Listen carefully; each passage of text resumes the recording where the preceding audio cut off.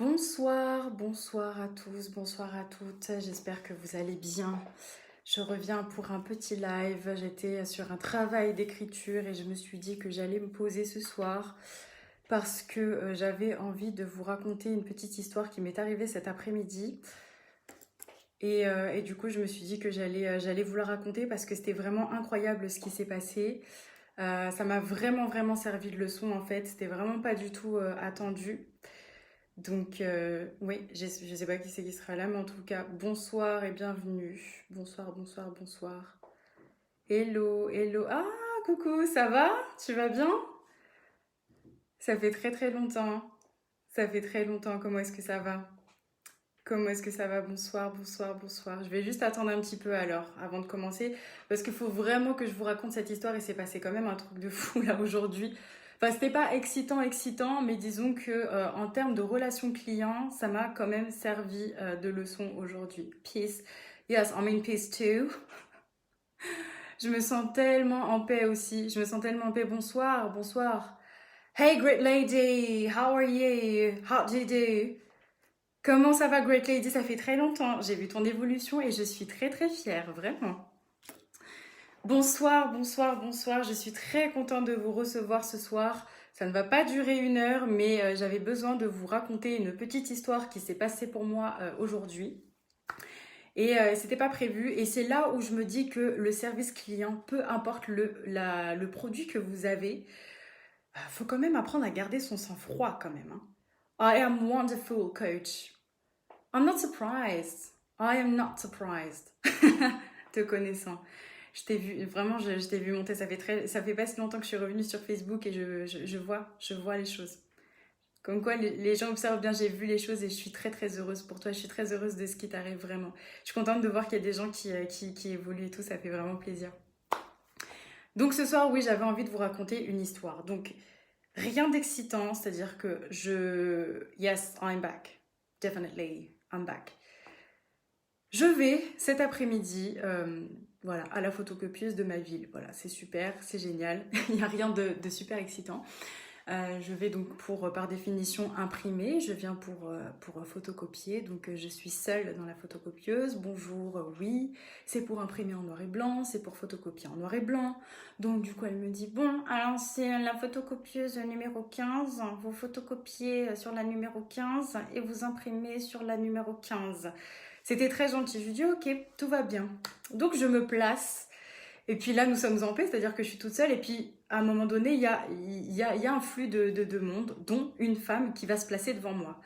Et c'est là où ça va commencer à devenir intéressant, parce qu'il faut savoir que je peux pas dire que en fait le personnel était en sous-effectif, parce que bon, ils étaient 2 et il y avait pas beaucoup de personnes. Il y avait que quoi? Allez, 2 clients, voilà, avant que la femme n'arrive. On était 3. Mais bon, la pièce était grande, il fallait que chacun s'occupe de son métier, c'était compliqué. Ça restait compliqué quand même. Et manifestement, la dame qui était devant moi, qui était arrivée après, voulait faire des photocopies recto verso. Vous allez voir, j'arrive. Je vous promets qu'il y a une leçon derrière. Parce que la photocopie, au final, on s'en fiche. Mais ce qui se passe, c'est que donc, je suis tranquillement en train d'imprimer, je m'occupe de mes petites affaires. Et soudain, cette femme qui est devant moi me dit, elle commence à dire, s'il vous plaît. Oui, c'est parce qu'en fait j'ai un problème avec la photocopieuse. En fait, je veux photocopier recto verso, mais là, en fait, j'arrive pas du tout parce que là, je fais que le recto, j'ai pas le verso. Bon, apparemment, on n'a pas affaire à une douée de la photocopieuse, pas de problème. Donc la dame vient et lui dit bon, écoutez, madame, c'est comme ça qu'on fait si vous voulez avoir le recto verso. D'accord. Donc elle réessaye et malheureusement, ça fonctionne pas. Et donc elle rappelle, en plus avec une voix bien stridente, le truc bien chiant quoi. S'il vous plaît, madame, s'il vous plaît. Ouais, j'ai encore un problème avec le E préposal bien évidemment parce que oui, il y a rien, on n'a rien, sinon c'est pas drôle. Et s'il vous plaît, j'ai un petit problème en fait. Mais ça fonctionne pas en fait ce que vous dites. Non, mais en fait c'est parce que voilà, je vous explique, il faut faire comme ça, il faut faire comme ça. Moi j'entends de loin, je suis concentrée dans ce que je dois faire. Et là, la cliente s'agace. C'est horrible. Elle fait bon, s'il vous plaît, monsieur. Elle a appelé un monsieur. Et Et là, d'un coup, elle lui dit, bon, s'il vous plaît, monsieur, oui, parce qu'apparemment, madame ne veut pas m'aider. Mais quelle audace! Je me suis dit, mais quelle audace! La dame est venue, elle a crié comme ça. Mais madame ne veut pas m'aider. Ça fait un petit moment que j'essaye de m'occuper de la photocopieuse. Je ne sais pas m'en servir. Je veux faire des photocopies recto verso. J'ai besoin qu'on m'aide. On dirait que c'était vraiment la fin du monde pour elle. Et c'était vraiment la cliente chiante, en fait, qui savait vraiment pas se servir de la machine. Et l'homme qui est venu, mais vraiment, mais il a été d'une exemplarité. Et c'est là où je me suis dit, purée, respect. Il est arrivé, il lui a dit, mais madame, c'est pas grave. Non, c'est pas qu'elle ne voulait pas vous aider, c'est tout simplement parce que actuellement nous sommes en sous-effectif. Mais enfin, ceci dit, je vais vous prendre en charge et vous allez m'expliquer ce qui ne va pas. Ça fait un moment que j'essaie de faire du recto verso. Mais pour du recto verso, les gens, ils sont en train de s'emballer les nerfs. Ils s'emballent les nerfs alors qu'il y a du corona autour. Mais les gens qui n'arrivent pas à faire du recto verso, c'est compliqué. C'est compliqué. Et en fait, la fille, elle insistait, mais avec une voix stridente. C'était horrible, c'était vraiment horrible. Moi, j'arrivais même plus à me concentrer pour vous dire. Et elle n'arrivait pas à se gérer. Et en fait, le gars, il est arrivé. Non, mais c'est pas grave. Il n'y a aucun problème. Il n'y a aucun souci. Et en fait, dans la manière dont il l'a exprimé, ça voulait tout dire. Ça voulait dire, écoutez, je comprends que vos combats ne sont pas les miens, vous avez des combats intérieurs que j'ignore complètement, vous venez devant la photocopieuse avec vos systèmes de croyances et de valeurs, ça n'est pas mon problème, mais ceci dit, comme j'ai le sens du service et que c'est mon entreprise, eh bien je vais donc vous aider. C'était tout ça en fait, il y avait vraiment toute cette traduction-là derrière. Et je me suis dit, il était très fort. Et à chaque fois, il me jetait des regards parce que moi, j'étais juste derrière. Et il disait, mais c'est pas grave, je vais faire comme ça pour vous. Si vous voulez, je peux rester jusqu'à la fin de vos photocopies. Est-ce que vous voulez que je reste avec vous, madame? Et la dame, ingrate, lui a dit, merci. Mais vraiment, c'est même pas, ah merci. C'est même pas le merci du soulagement. C'est le merci. Merci. Genre, au moins un qui me comprend. Mais en même temps, ils étaient deux, chérie. Mais bon, c'est pas grave. Et là, je me suis dit quand même. Et même après ça, elle a même pas réussi à le faire. Donc, pour vous dire, c'était l'homme de la situation qui a dû faire les choses. Et je me dis, ouais, quand on tient sa boîte, non, mais c'est ça en fait. La leçon qu'il y a derrière tout ça, c'est que vous devez garder votre sang-froid quoi qu'il arrive, peu importe. C'est pas facile, mais sincèrement, le sang-froid, vous pouvez. Le problème, c'est qu'on ne peut pas commencer à éclater comme ça parce que sinon, c'est l'image, c'est la réputation de votre entreprise qui est vraiment en jeu. Et ça, c'est quelqu'un qui l'a très très bien compris. Je pense que voilà, ça fait un certain nombre d'années qu'il est dans cette entreprise-là. Et effectivement, il a eu peut-être affaire à des clients récalcitrants, comme c'est le cas pour tous les entrepreneurs. Je n'ai pas vu quelqu'un qui a monté son entreprise qui n'a pas eu de clients chiants de cette façon. Et il y a aussi une deuxième leçon que j'ai vue. Et ça, c'est quelque chose, je l'ai déjà dit dans mon premier live, donc si vous avez vu mon tout premier live, c'est-à-dire il y a 2 jours, j'avais parlé d'une histoire d'argent et j'avais expliqué qu'il ne fallait pas avoir honte de pricer son service à une certaine hauteur de prix parce que à partir d'un certain standing, on attire un autre type de client. Donc élevez vos standards, mesdames et messieurs, en ce qui concerne vos services, parce que vous allez attirer d'autres types de clients. Et j'avais dit, à juste titre, et j'assume complètement mes propos là sur Internet, c'est que les gens qui sont les plus exigeants, les plus chiants, ce sont ceux qui payent le moins. C'est ceux qui, à chaque fois, dès que pour... Bah oui, ça n'a pas manqué. Ça n'a pas manqué, puisque la photocopie, c'est quoi? 50 centimes? C'est quoi? 2 centimes la photocopie noir et blanc, 50 centimes l'impression. Bon, bah voilà, c'est pas non plus de 2800 euros. Bon, ben, on est dessus. Donc forcément, on va aller chercher le moins cher. Qu'est-ce qui se passe? Eh bien, on va s'énerver davantage. Voilà, on va s'énerver davantage. Et voilà ce qui se passe. Et là où j'ai vu qu'en fait, c'était très important, c'est que vous allez vous retrouver parfois avec des clients qui sont complètement, mais sur-exigeants, alors que c'est eux qui ont payé le moins. C'est eux qui vont exiger le plus et c'est les premiers à se plaindre de vos services. Et j'en ai tiré vraiment des leçons. I highly agree with you, boss lady. Merci.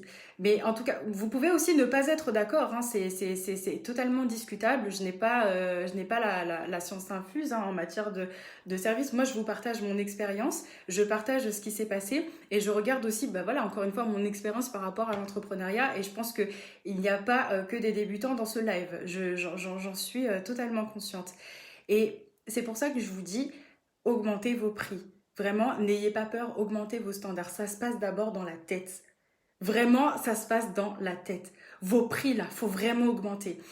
Non, mais je vous dis, c'est là où j'ai vu. Quand j'ai vu la femme se plaindre comme ça pour une photo, vous vous rendez compte, photocopie recto verso. Ça m'a même tellement déstabilisée. Moi-même, je l'ai regardé. J'ai failli appuyer encore sur play là pour faire sortir la photocopie au payer cher au lieu de payer le nombre de feuilles exactes pour moi parce que je me suis dit, mais comment est-ce qu'on peut s'énerver autant? Comment est-ce qu'on peut s'énerver autant?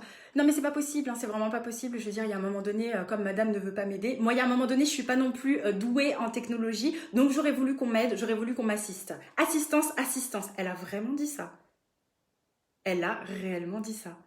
Je me suis dit, bon, surtout cherchez votre niche. Les clients moins chers ne savent pas souvent ce qu'ils veulent exactement. Ils ont un manque de clarté. Ben oui, ils ont un manque de clarté tout simplement parce que le seul truc qu'ils regardent, c'est le prix. Et c'est les gens ils vont aller dans un magasin, ils vont trouver un vêtement trop beau, mais la première chose qu'ils vont faire, c'est d'abord regarder le prix. Et voilà, problème personnel. Mais c'est ça, mais je pense qu'il y avait vraiment plus que de la frustration, parce qu'on est d'accord, on ne peut pas s'énerver contre de la photocopie derrière. Je ne sais pas quelles sont les frustrations de cette dame, et c'est ça, c'est pour ça aussi que je vous dis, les clients vraiment peuvent arriver avec leur frustration parce qu'ils pensent que c'est vérité absolue. C'est censé marcher, ça marche pas, ça va pas du tout. Il n'y a pas de peut-on trouver une solution, qu'est-ce qu'on peut faire? Et c'est à vous, justement, enfin c'est à nous, parce que je m'inclus dedans aussi, de trouver des solutions à ce moment-là. Et c'est là où je vous pose la question, qu'est-ce que vous tolérez dans votre vie, qu'est-ce que vous acceptez et qu'est-ce que vous ne pouvez pas accepter? Où mettez-vous vos limites? Où est-ce que vous mettez vos standards en matière de service? Qui est-ce que vous visez? Qui est-ce que vous écoutez? Ça joue énormément parce que si on commence à faire des produits low cost, on va s'attirer des clients low cost. Et pas que des clients low cost au niveau de l'argent, mais déjà ça commence dans la tête. Ils sont low cost déjà à l'intérieur là, ils sont broke, ils sont vraiment rabaissés. Je peux pas dire ça autrement, faut dire les choses comme elles sont. Et, euh, et j'ai beau être la plus gentille du monde, mais ça c'est un fait. Donc c'est ça que je voulais vous partager aujourd'hui. J'espère que voilà, ça vous a plu. Et maintenant, je vais repartir dans mon travail d'écriture. Mais j'avais absolument besoin de vous partager cette histoire parce que ça m'avait tellement interloquée. Je me dis qu'il y a des moments où on arrive à un certain niveau de vie où on peut pas, enfin, on peut pas s'enjailler pour de la photocopie, c'est pas possible. Je n'accepte pas qu'on me parle comme un déchet, un minimum de respect quand même. Et ça, il faut que tu le fasses savoir. Il faut réellement que tu le fasses savoir à travers ta posture, à travers la manière dont tu vas communiquer la valeur de ton service. Tous les mots sont importants. La valeur de ton service, le branding que tu vas sortir, l'image que tu vas dégager. Déjà, tu vas imposer l'autorité. Après, ça va être ton contenu. Tu vas montrer ton expertise et tu vas faire savoir vraiment aux personnes que tu n'es pas du n'importe quoi. Tu n'es pas du n'importe quoi.